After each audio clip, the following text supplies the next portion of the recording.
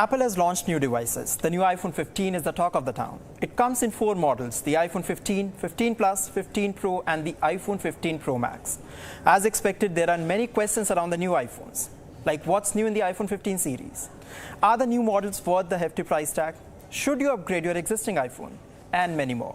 To get answers to all the important questions, we are joined by technology expert Adrian Mars. Welcome to WION, Mr. Adrian Mars.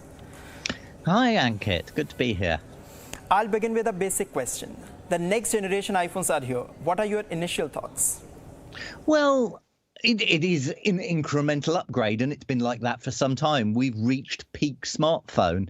To some extent, this isn't Apple's fault. It's the same from every manufacturer. There isn't anything exciting happening aside from flexible screens. And I think Apple have been very cautious in adopting that, probably quite rightly, because they suffer from huge reliability issues. They're not very durable. And when Apple phones go wrong, then there is a huge amount of outrage and upset. There's a lot less tolerance of them releasing faulty products in any way. So until that's solved, I think we're not going to see anything exciting happening. There is only so much you can do with a phone with present technology. Generally, the big upgrade on any phone nowadays is the camera. We don't need as fast as a phone. The only thing it'll benefit is gaming. Most people don't do sort of really high-end gaming. Most of them do what are called casual sort of games, which don't need intensive 3D graphics. And even then, there's enough processor to run almost any game. And most games are built for a range of phones anyway. So that aside, there's no real reason to upgrade every year. And that's one reason the premium smartphone market is doing much better. People are hanging on to their phones for longer, and that benefits Apple. The share of the premium market, their share of the premium market has gone up, and the number of people buying premium rather than mid-range phones has gone up very, very significantly over the last few years. We've seen huge range. It's now about 25% of the market is premium, and Apple have 75% of that market, and that was up from 71% last year. And it probably would have been more if they didn't have sort of supply constraints due to issues in China. Mr. Mars, as you pointed out, and I completely agree with that, there is nothing exciting. The new iPhones come with modest improvements, similar to what we have been seeing for a few years now. Why is Apple not as innovative as it was once? I don't think there's a lot of innovation to do. And one could argue that they are being. Their VR headset, at the moment, it's really a development platform for people to produce software on. Sony can't produce enough displays for it to make it a mass market product, and it sells for $3,500. It's just not relevant to most people. But that may well be the future generations of that, which will be lighter and better, may in fact sort of sit side by side with the phone, and we may see augmented reality and virtual reality and that sort of technology perhaps become one of our key personal devices, and we'll see monitors disappear. But there isn't room to innovate in the smartphone market. There isn't much more one can do aside from exciting new displays. And they're really not up to the mark at the moment. They're not very durable. If you buy a Samsung display with a flexible phone, as gorgeous as they are, it's a bit like buying a Ferrari. It'll be worth a fraction of its price the moment you walk out the store, because their resale value is so low because their durability is very poor. They go wrong more. They're not as tough, and if they get even the tiniest speck of dirt or dust underneath the display, which happens and is a real problem with this technology, they stop working completely. Mr. Mars, as you said that there is nothing much to do in this market. In other words, the smartphone market has reached the saturation point. But it's equally true that Samsung is experimenting with foldable phones quite a lot. As we know that we have the 5th generation of Galaxy Z Flip 5 and Fold 5. Where is Apple in that space? Why haven't we seen any device or any product with flexible screen so far from Apple? What's happening in that space at the end of Apple? Well, I think the reason Apple have stayed out of that the foldable phone market is because foldable displays aren't very durable. The phones depreciate enormously. They lose a huge amount of value as soon as you bought it because people don't want to buy used ones. And Apple will get more flack than any other company if they release a product that has a high number of faults. People expect a lot from Apple, and people get very upset when Apple in any way don't deliver. It's a very high risk thing. They're also expensive, so they would heavily cut into profit margins. But I think it's really the issue that the technology isn't really there yet. They go wrong a lot.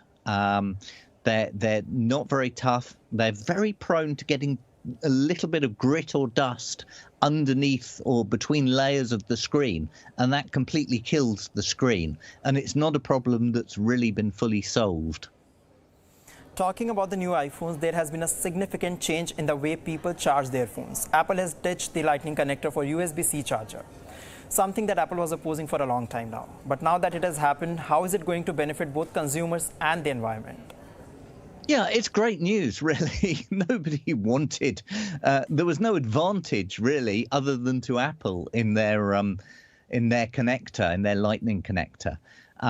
It just meant that Apple could control the market in cables and accessories and charge third-party manufacturers a fee for producing them. So it means for the consumer, it means they can use existing cables. I think it's actually a better standard. It's a more robust standard. It goes wrong a little less. You wouldn't know that they've been forced to do this. And of course, they can plug it the same thing, use the same cable that they've got for all their other devices. So it's very much nice to have. Apple really didn't admit that they had fought tooth and nail to stop this and spent huge amounts on lobbying to stop this happening.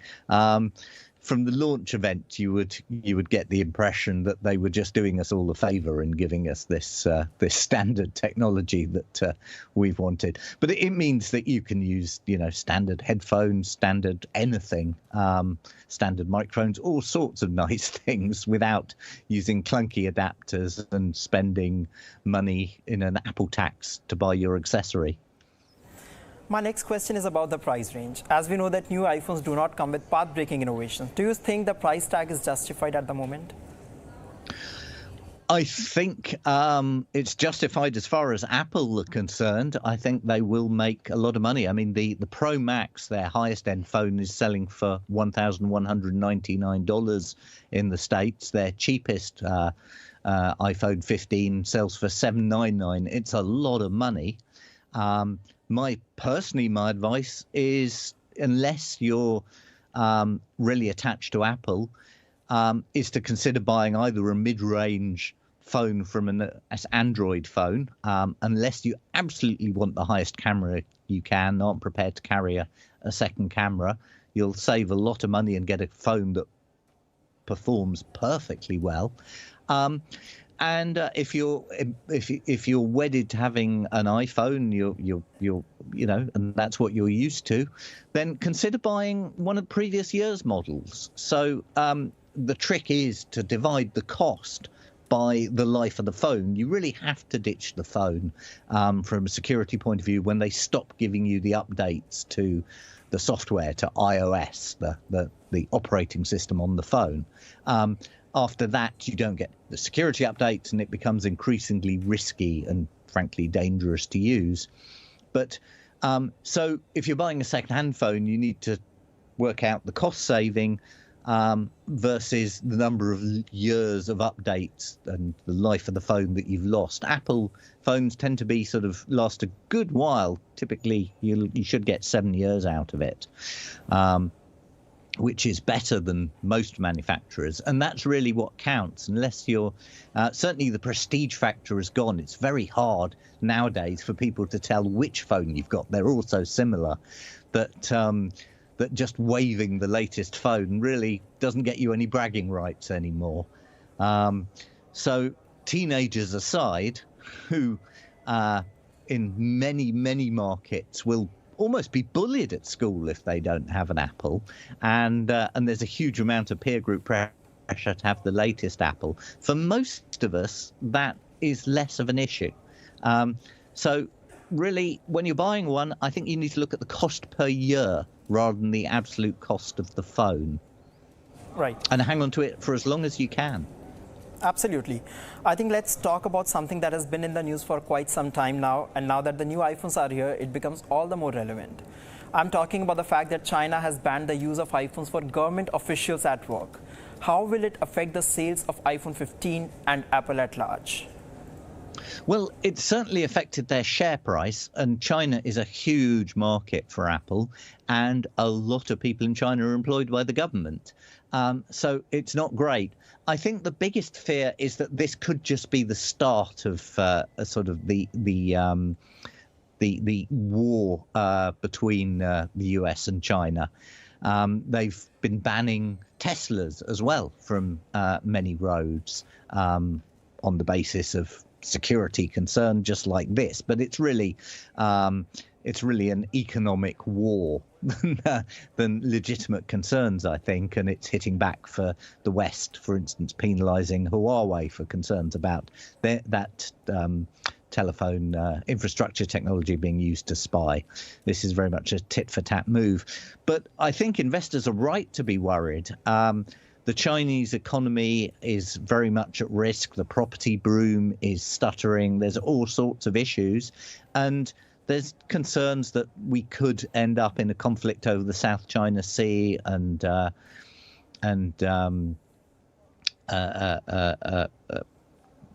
sorry. No, I totally get your point. Data security concerns is one factor, but it's equally true that Apple is now facing new competition from Huawei as well. China is pulling every lever to kill Apple's iPhone 15. As according to JP Morgan, Apple's iPhone 15 will lose sales to Huawei's brand new 5G phone. What do you think about that? I'm so sorry. No, there we go. Sorry, can you repeat the question? I lost you there. I said data security concerns is one factor, but it is also true that Apple is now facing new competition from Huawei as well. China is pulling every lever to kill Apple's iPhone 15. According to JP Morgan, Apple's iPhone 15 will lose sales to Huawei's brand new 5G phone. What do you think about that aspect? Well, Huawei have been prevented from using a lot of Google's technology, so that's hit Huawei hard. But there are a huge number of Chinese Android smartphone manufacturers like Xiaomi and many others. And they're producing interesting competing phones for significantly less money. So I don't think any action against Huawei is going to make a huge difference in the high-end phone sector. And of course, Samsung really are their biggest competitor, even in China. All right. Moving on, talking about technology companies, how can we not talk about their impact on environment? So I want to ask you that Apple is making its effort to become carbon neutral by 2030. It has launched what it calls carbon neutral climate friendly watches. Is it a distraction or a compelling move? I think one should be very cynical of this. A lot of this they're doing through what they call carbon offsets. So they're planting trees or that sort of thing, or investing in low carbon projects. But almost every piece of research has shown that most of these really don't deliver on their promises. So one has to be very cynical. I think if they were genuine about this being a real concern, they would extend the life of their hardware. They would provide updates so you could hang on to your phone longer or your Apple Mac for longer. That would have by far the greatest impact on climate change than anything else they're doing. But of course, that would also have impact on their revenue quite severely, and we wouldn't have to buy new products nearly so often.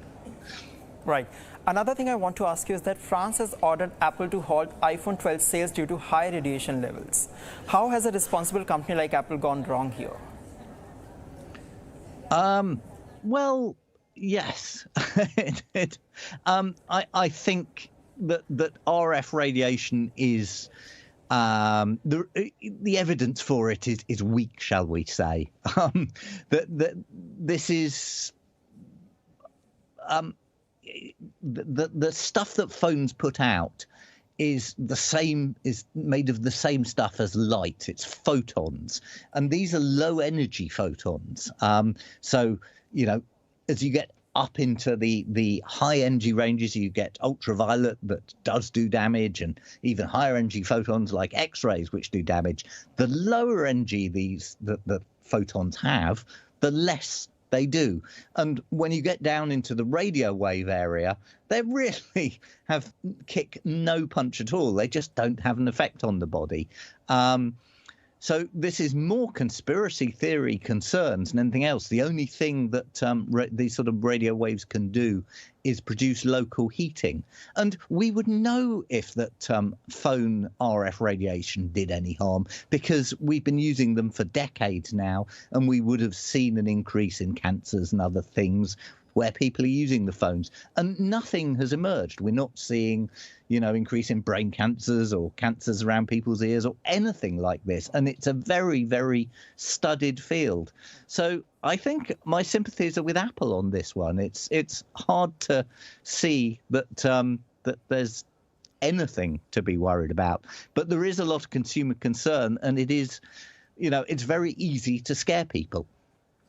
Right.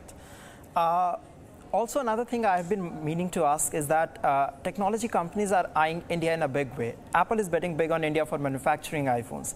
How will this change, or rather shift, benefit the company and people in India?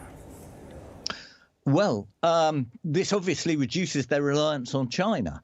The downside is that the less reliant they are on China, the more China will be prepared to introduce sort of sanction-type moves that reduce sales of the iPhone, as we've seen in China. But they were hit very hard by the pandemic-related issues. And they couldn't produce as many iPhones as they want because of lockdowns in China. So they're keen to diversify. And I think a lot of other companies are, and not be reliant on one country that could,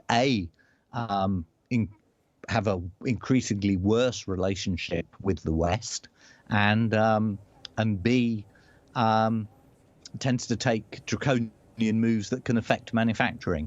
So from Apple's point of view, it provides a degree of reliability, but it also provides a degree of risk that they could lose a significant portion of one of their largest markets. But that said, India is increasingly a huge market for Apple.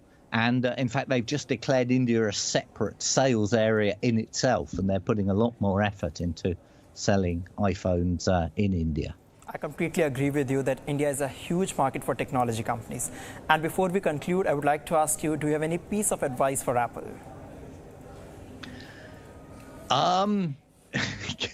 Yes, I would say soldier on with the Apple Vision Pro. Give us an affordable version that's a bit lighter, and really might mean there's a whole new market segment that we can get excited about once again. Absolutely. It remains to be seen how Apple continues to innovate the way it used to once. Thank you, Mr. Adrian Mars, for joining us. Thank you for sharing such valuable insights. It was nice to have you on Beyond. Absolute pleasure.